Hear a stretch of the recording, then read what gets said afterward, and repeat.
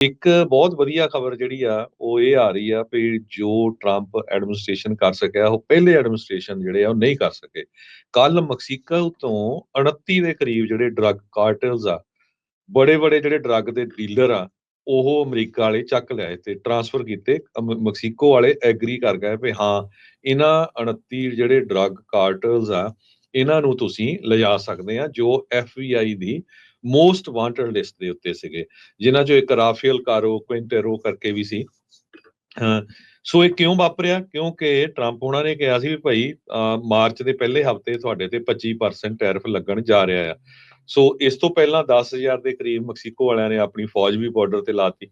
ਸੋ ਇਹ ਪਹਿਲਾਂ ਕਿਉਂ ਨਹੀਂ ਵਾਪਰਿਆ 4 ਸਾਲ ਚ, ਹਨਾ? ਸੋ ਇਹ ਚੀਜ਼ ਤਾਂ ਹੈ ਵੀ ਜਿਹੜੀ ਗੁੱਡ, ਜੋ ਬਿਲਕੁਲ ਸਹੀ ਆ ਜਿਹੜੇ ਟਰੰਪ ਹੁਣੀ ਕਹਿੰਦੇ ਆ ਵੀ ਫੈਂਟਲੀਨ ਦੇ ਨਾਲ ਬਹੁਤ ਵੱਡੀ ਗਿਣਤੀ 'ਚ ਅਮਰੀਕਾ 'ਚ ਲੋਕ ਮਾਰੇ ਜਾ ਚੁੱਕੇ। ਉਹ ਠੀਕ ਆ ਵੀ ਕਈ ਵਾਰੀ ਵੇਗ 'ਚੋਂ ਮਿਲੀਅਨਸ ਕਹਿ ਦਿੰਦੇ ਆ, ਪਰ ਜੋ ਆਫੀਸ਼ੀਅਲ ਫਿਗਰ ਹੈਗੇ ਆ ਉਹ ਲੱਖ ਤੇ 1.5 ਲੱਖ ਦੇ ਕਰੀਬ ਹਰ ਸਾਲ ਲੋਕ ਫੈਂਟਲੀਨ, ਜਿਹੜੀ ਕਿ ਸਿੰਥੈਟਿਕ ਡਰੱਗ ਹੈਗੀ ਆ, ਉਹਦੇ ਨਾਲ ਮਾਰੇ ਜਾ ਰਹੇ ਆ।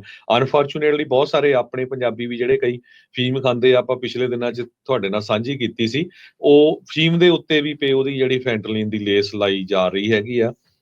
ਇਹ ਵੀ ਖਬਰਾਂ ਆਈਆਂ ਸੀਗੀਆਂ।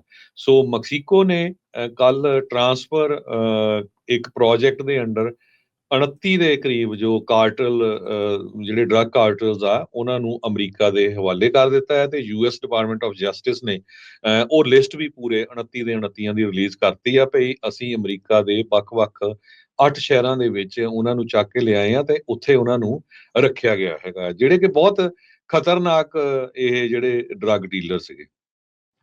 ਜੀ ਬਿਲਕੁਲ, DEA ਦੇ ਏਜੰਟ ਨੂੰ 1985 ਦੇ ਵਿੱਚ ਜਿਹੜਾ ਇਸ ਦੇ ਦੁਆਰਾ ਮਾਰਿਆ ਗਿਆ ਸੀਗਾ, ਜਿਹੜਾ ਡਰੱਗ ਲਾਰਡ ਰਾਫੇਲ ਕਾਰੋ ਕੁਇੰਟੇਰੋ, ਤੇ ਉਦੋਂ ਤੋਂ ਇਹ ਲੋੜਿੰਦਾ ਸੀਗਾ। ਸੋ 29 ਜਾਣਿਆਂ ਨੂੰ ਇੱਥੇ ਲੈ ਆਂਦਾ ਆ। ਸੋ ਡਿਪਾਰਟਮੈਂਟ ਆਫ ਜਿਹੜਾ ਜਸਟਿਸ ਆ, ਉਹਨਾਂ ਨੇ ਜਿਹੜਾ ਉਹ ਅਨਾਊਂਸ ਕੀਤਾ, ਅਟਰਨੀ ਜਨਰਲ ਪੈਮਲਾ ਬੌਂਡੀ ਨੇ, ਵੀ ਮੈਕਸੀਕੋ ਤੋਂ ਇਹਨਾਂ ਨੂੰ US ਦੀ ਕਸਟਡੀ ਦੇ ਵਿੱਚ ਲੈ ਲਿਆ ਗਿਆ ਆ। So terrorist organisation, foreign terrorist organisation ਐਲਾਨ ਦਿੱਤਾ ਗਿਆ ਸੀਗਾ ਵੀ ਕਹਿੰਦੇ ਵੀ ਅਸੀਂ ਆਰਗੇਨਾਈਜ਼ਡ ਕ੍ਰਾਈਮ ਗਰੁੱਪਸ ਨੂੰ ਡੈਜਿਗਨੇਟ ਜਿਹੜੀ ਉਹ ਕਰਾਂਗੇ। ਕਹਿੰਦੇ ਵੀ 6 ਦੇ ਵਿੱਚੋਂ ਜਿਹੜੇ 5 ਆਰਗੇਨਾਈਜ਼ਡ ਕ੍ਰਾਈਮ ਗਰੁੱਪ ਆ, ਉਹਨਾਂ ਨੂੰ already foreign terrorist organisation designate Trump administration ਦੇ ਦੁਆਰਾ ਕਰ ਦਿੱਤਾ ਗਿਆ ਆ। ਸੋ ਇਹ ਇੱਕ ਬਹੁਤ ਵਧੀਆ ਜਿਹੜਾ ਅਸਰ ਆ ਇਹ ਪੈ ਰਿਹਾ ਆ, ਕਿਉਂਕਿ ਟਰੰਪ ਹੋਣਾ ਨੇ ਤਾਂ ਇੱਥੋਂ ਤੱਕ ਵੀ ਕਿਹਾ ਸੀਗਾ ਵੀ ਲੋੜ ਪਈ ਤਾਂ ਭਾਈ ਅਸੀਂ ਸਿੱਧਾ ਜਾ ਕੇ ਇਹਨਾਂ ਦੇ ਉੱਤੇ ਮਿਲਟਰੀ ਐਕਸ਼ਨ ਵੀ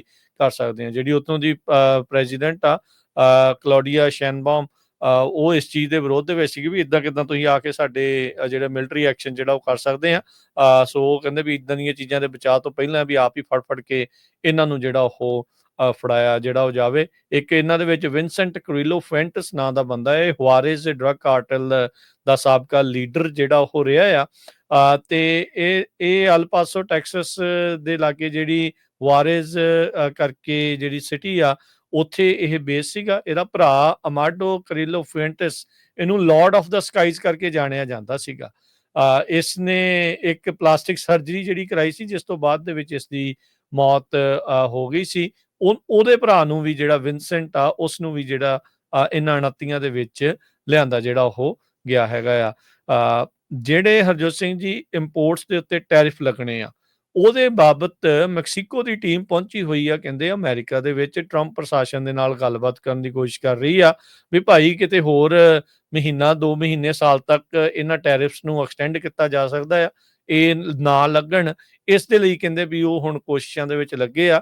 ਸੋ ਟਰੰਪ ਹੁਣਾਂ ਨੂੰ ਆਪਣੇ ਕਹਿ ਲਓ ਵੀ ਹੱਕ ਦੇ ਵਿੱਚ ਜਾਂ ਟੈਰਿਫ ਨਾ ਲਾਉਣ ਖਾਤਰ ਇੱਦਾਂ ਦੇ ਵੀ ਜਿਹੜੇ ਕਦਮ ਆ ਹੁਣ ਮੈਕਸੀਕੋ ਨੂੰ ਚੱਕਣੇ ਜਿਹੜੇ ਉਹ ਪੈ ਰਹੇ ਆ।